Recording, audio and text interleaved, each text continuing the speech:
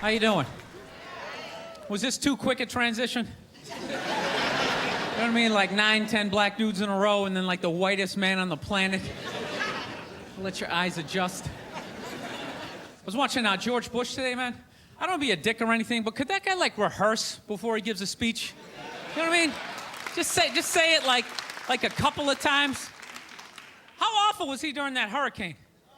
He's just walking out, man. He's just like winging it.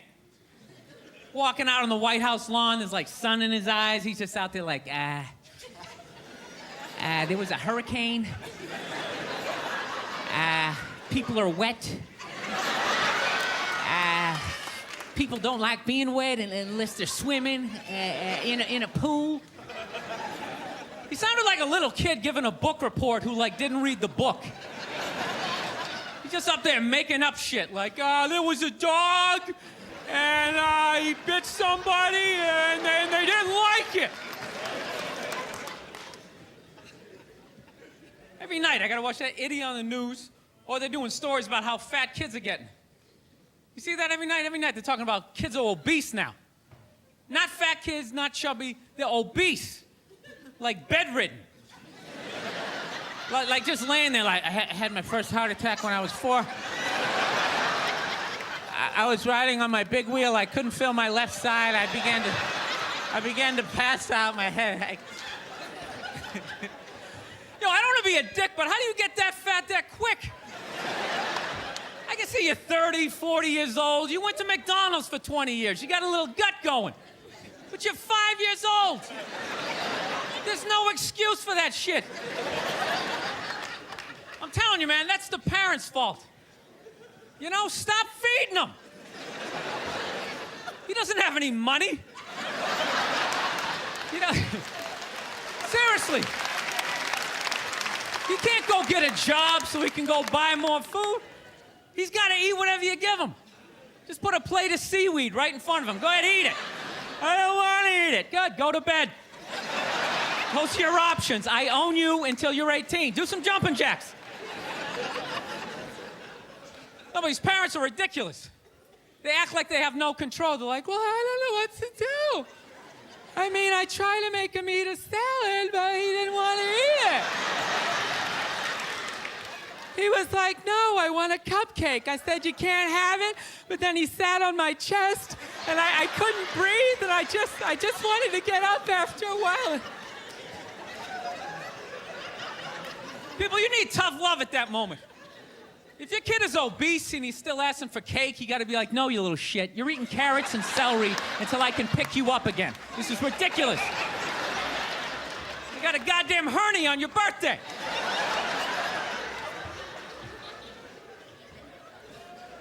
Look, I know that seems harsh to be making fun of obese kids. I'll tell you why I'm doing it. They don't really exist. At least to the level that they're saying it's an epidemic. You know, which means when I leave the theater tonight, I should have, like, difficulty getting to my car because of all these fat fucking kids out there like, Jesus Christ, they're everywhere. They're like locusts. All over the place. But when you're broke, you can't find a beautiful woman. You're like under a bridge, there's like trolls and ferrets running around. They're just not around. Then the second you get you get a little money, they come out of the woodwork like, oh my God, you have some stuff. Can you buy me some stuff? I want some stuff too. Then the second you go broke, oh my God, I left something over here next to this guy. He has stuff, I've always loved you. No, you know what solidified my issues? This is what solidified it, okay? I was at a Yankees game one time, right? And I'm sitting there. It was like the end of the inning, and Tino Martinez catches a foul ball to end the inning. You know how they always throw it into the crowd? So there's like 100 people going, Tino, ball. There's a beautiful girl sitting right in the front row. Of course. Oh, my God, I have these. I get to sit in the front row. What, this doesn't happen to everybody? So there's 100 people asking for this stupid ball. He walks right up to her. Just hands it right to her. Didn't flip it, didn't toss it, handed it right to her. You know what I'd have to do in my lifetime to ever catch a foul ball? First of all, it would have to be like the 1 in a million chance that the ball was actually hit way the hell up where I was sitting in like the upper deck, which means the ball's gonna be coming in at about 100, 120 miles an hour. So I gotta figure out like which body part I'm gonna sacrifice to slow it down. And then I gotta pounce on it, curl up in the fetal position as 8 guys punch me in the back of the head. And I pray to God that I can hang on until security gets there. And he just walked right up and just handed her the ball. She probably didn't even know what it was. Like, basket? Oh, baseball. Oh, my God. Let me take this home and stick it next to my other unbelievable free things that I don't appreciate. Shelf in my house.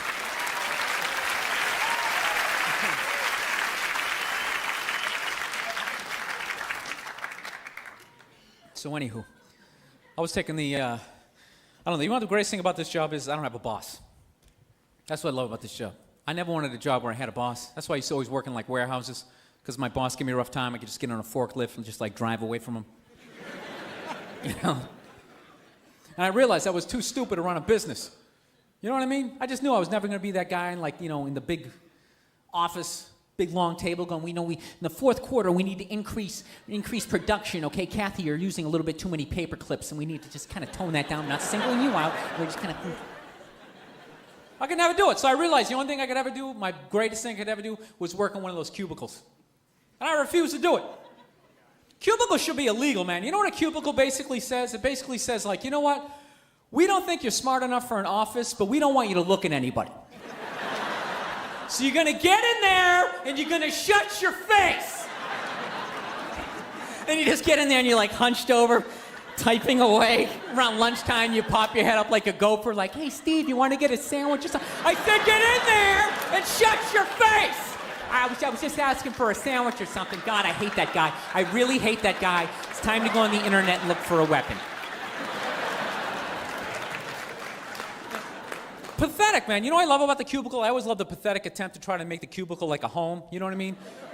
There's always like a stuffed animal in there, or like a picture of your mom with like her disappointed eyes looking back out at you, like, why have you accepted this as your lot in life? Why don't you have the balls to get up and walk out of this thing?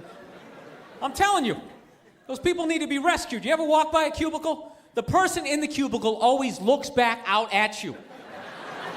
Because they're starved for some sort of human contact. They'll just start up a conversation like, hey, is it raining out? I haven't seen the sky in like 6 days. They don't let us look out the windows. So the other day, this is a true story, man. I'm standing there, right, minding my own business. All right, this black guy goes to get on the train, right? All of a sudden, the door's like closed on him. You know when that happens? They kind of open and close. It's like they're trying to like dice you up.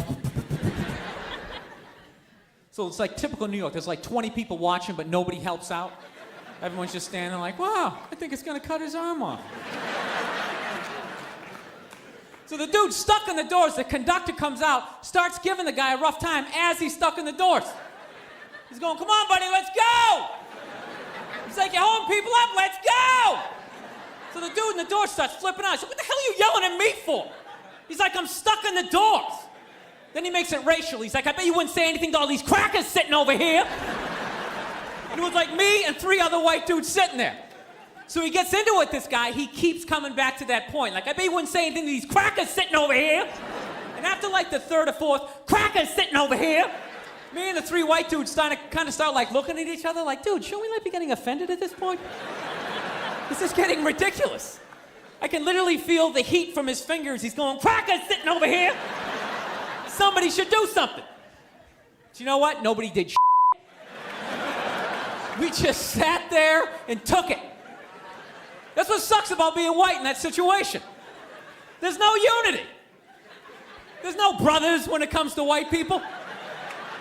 We are just complete individuals. We don't care about each other. It's not my brother. My brother lives in Ohio. I don't know that guy. I'm not concerned about over here.